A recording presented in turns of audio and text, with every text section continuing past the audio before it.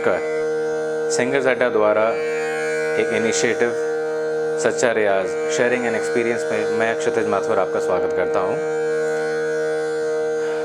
जैसे कि हम पिछला डिस्कशन करते आए हैं कि आवाज़ कैसे पहचाने, सुने कैसे और कैसी आवाज़ पे काम करना चाहिए। और हमने ये भी जाना कि स्केल्स क्या होते हैं, स्वर क्या होता है, कैसे कैसे हमको स्वरों पे काम करना है। अब हम जब अपना स्वर जान जाते हैं, अपने स्केल के बारे में परिचित हो जाते हैं, तो अभ्यास भी करना अनिवार्य है। अभ्यास भी करना बहुत ज़रूरी है, क्योंकि ईश्वर आवाज़ देता है पर उसमें आपको काम खुद ही करना पड़ता है। आवाज़ मिलती है, गुरु सानिध्य मिलता है, पर अभ्यास हमें ही करना है स्वयं। तो अगेन ये एक अनुभव है, व्यक्तिगत अनुभव जो हम लोगों ने किया है, तो वही कोशिश कर रहे हैं आपके साथ साझा करने की। मन में एक विचार आता है कि अभ्यास कैसे करा जाए, शुरुआत कैसे की जाए, सबके मन में ये विचार रहता है। तो अनुभव के हिसाब से हम लोगों का कहना ये है कि तानपुरा बहुत एक महत्वपूर्ण साज है गायकों के लिए, और तानपुरे पर जो स्वर बजता है उसको समझना बहुत ज़रूरी है। पर एक मत ये भी है कि हर किसी को तानपुरा समझना, मतलब एक समझ आए उनको, ऐसा ज़रूरी भी नहीं है शुरुआत में, क्योंकि स्वर से परिचित नहीं है वो और अभी अभ्यास करना शुरू कर रहे हैं। तो जितने भी नए आई वुड से कि जो भी आप संगीत रसिक हैं या जो भी साधक हैं या जो भी शिष्यगण हैं जो सीखना शुरू कर रहे हैं, वो कैसे शुरुआत करें संगीत की, उसके ऊपर हम पहले ध्यान देंगे। सबसे पहले यदि तानपुरा नहीं आपको पता क्या है या उसके स्वरों से परिचित नहीं है, तो आप हारमोनियम ज़रूर लेके बैठें, या अगर हारमोनियम नहीं है, पियानो है किसी के पास, तो आप पियानो के अंदर जिसमें स्वर सस्टेनिंग मोड पे आप रख सकें, उस मोड पे अभ्यास करें। सस्टेनिंग मोड यानी जब आप साज लेके बैठ रहे हैं अपने पास हारमोनियम का, तो उसमें स्वर स्थिर रहता है। जब आप हवा देते हैं हारमोनियम में, तो एक सीधा सटीक स्वर उसमें लगता है या बजता है। तो अपने स्वर अनुसार, अपने जो आपका अपना स्वर है, सपोज अभी दूसरा काला चल रहा है, काली दो, हमने स्केल्स की बात करी थी, तो ये काली दो बज रहा है। काली दो का सा, केवल सा, तो हमको ये ध्यान रखना है कि हमारा सा क्या है, ठीक है ना। तो अभी काली दो यानी डी शार्प का सा बज रहा है, केवल सा। अब इसी से ही हम सारा अभ्यास शुरू करेंगे। तो हम हारमोनियम पर आप दूसरा काला या काली दो डी शार्प को आप बजाएं, रखें, वो आपका सा होगा। ऐसे ही जिसका जो स्केल है, किसी का काली 1 है या किसी काली 5 है, वो उस हिसाब से अपना स्केल रखें, सा रखें, और अभ्यास शुरू करेंगे हम लोग उसी से।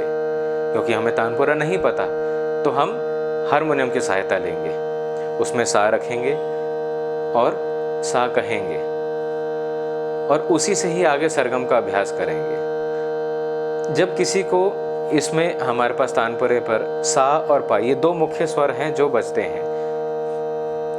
किसी को अगर सा की पहचान नहीं हो रही है, तो हारमोनियम एक सहायता बनता है, एक मार्गदर्शक बनता है आपको बताने के लिए कि आपको स्वर कहाँ रखना है। उसके स्वर को पहचाने, उसके टोन को पहचाने और सा रखें। जैसे अभी ये टोन चल रहा है, सा, हमने मैच करना है, सा सा, स्वर मिलाना है। हमने कोशिश करनी कि उससे बिल्कुल सटीक स्वर मिल जाए। सा, अब सा ये उतरा हुआ है, सा चढ़ गया, सा। तो कोशिश हमारी रहेगी कि हम सीधा जो स्वर बज रहा है उससे मिलाएं, सा सा। बार बार कोशिश करें उस सा को रखने की, सा, ताकि वो पहचान हो, उस स्वर की आपको पहचान होनी शुरू हो। फिर अगला स्वर रे, रे, ये हम सब शुद्ध स्वर गा रहे हैं, रे रे।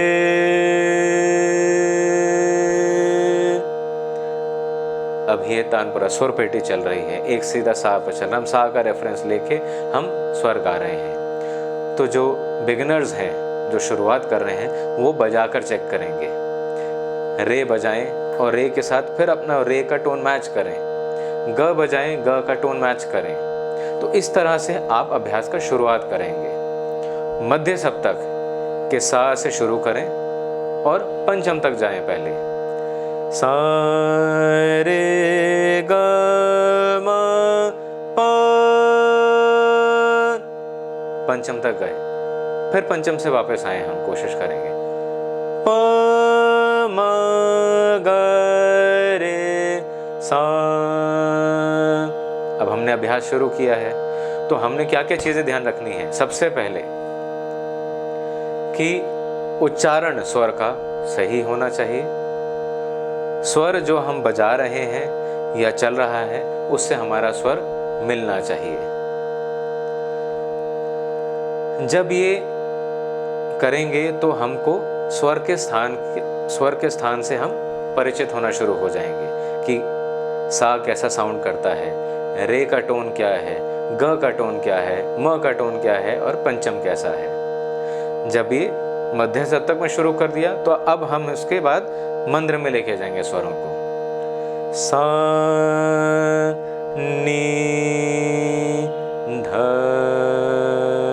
प प ध नी सा, यानी मंद्र और मध्य, ये शुरुआत है। तो इस बेसिकली फ्रेम में हम अभ्यास करेंगे। ये हमने फ्रेम को डिस्कशन किया है कि हमने अभ्यास कहाँ करना है। अब रही बात कि हम शुरुआत जब करेंगे अभ्यास करने का, सबसे पहली चीज हमने ये ध्यान रखनी है कि हमारा श्वास यानी सांस का अभ्यास भी करना बहुत ज़रूरी है, क्योंकि श्वास का अभ्यास आपका अच्छा रहेगा तो क्षमता बढ़ती है, क्षमता बढ़ेगी तो आप में एक स्थिरता आएगी गायकी में, आप स्वरों को कह पाएंगे, उसको लंबा सस्टेन कर पाएंगे स्वरों को। तो हम जैसे कि जानते हैं प्राणायाम, तो सुबह जब आप उठें सबसे पहले आप प्राणायाम करें, अनुलोम विलोम, भस्त्रिका प्राणायाम और सूर्य नमस्कार, जितना भी आप प्राणायाम अच्छी तरह से अपने आप के श्वास को सही रखने के लिए कर सकते हैं वो करें। कुछ समय प्राणायाम के लिए दें। प्राणायाम के बाद हम अभ्यास करने के लिए जब बैठेंगे स्वर रखें। स्वर रखने के बाद एकदम से आपको भी लगता होगा कि सा नहीं लग पाता हमारा, तो क्या करें, सा नहीं लग पा रहा। तो एक जब हमने वॉइस रिकॉग्निशन की बात करी थी तो हमने एक अक्षर के बारे में डिस्कस किया था, ह।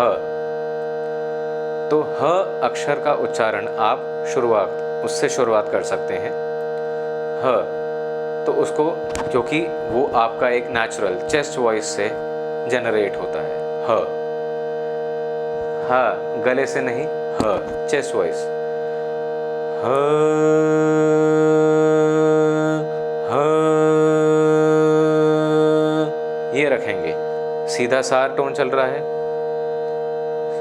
हारमोनियम पे भी आप सा रखेंगे, सुर पेटी पे भी मेरे पास सा चल रहा है। मैंने तानपुरा भी नहीं बजाया क्योंकि मुझे अभी स्वयंभू स्वर नहीं चाहिए, सीधा सटीक स्वर में अभ्यास कर रहा था। सा सा तो इसी को अभ्यास करने के लिए हम लोग ह, क्योंकि ह से आपका एक तो आप असली आवाज़ पहचान पाएंगे, चेस्ट वॉइस से आप गा पाएंगे, दूसरा आवाज़ में एक गूंज, एक जवारी तैयार होनी शुरू होगी। तो ह, इसको कोशिश करें रखने की। जब आप प्राणायाम कर चुके होंगे तो एक उसी विधि से लंबी सांस आप लेने की कोशिश करें। उस सांस को लेने के बाद उसको रोकें, सस्टेन, उसको कंटेन करें और फिर ह रखें।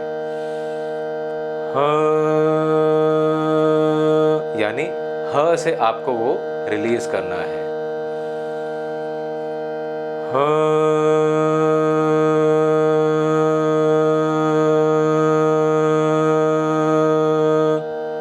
तो ह, और यही ह का अभ्यास आपने मंद्र सप्तक और मध्य सप्तक, पंचम से पंचम जो हमने अभ्यास अभी हमने परिचित हुए थे उसमें करना है। तो आपको हमने कैनवस बताया था कि प से प, मंद्र पंचम से मध्य पंचम तक आपने अभ्यास करना है ह में। इससे शुरुआत करें सबसे पहले। जब ये आप करना शुरू करेंगे तो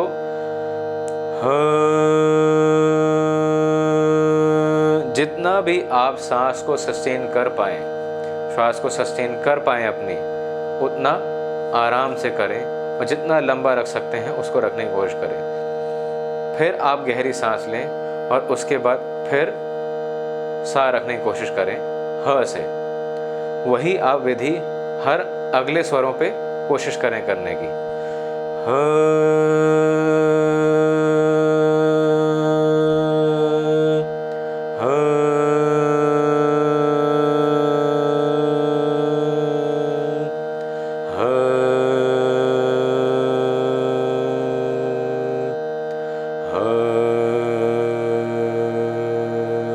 तो जब आप पंचम पे जाएंगे तो आप अपनी आवाज़ में एक गूंज महसूस करेंगे। तो ह का अभ्यास पहले तो आपके वोकल मसल्स को रिलैक्स करता है, एक गूंज आप महसूस कर पाएंगे और यस, बॉडी वार्म अप होती है। एक्सरसाइज करने से पहले जैसे हम वार्म अप करते हैं, ये एक वार्म अप है। इससे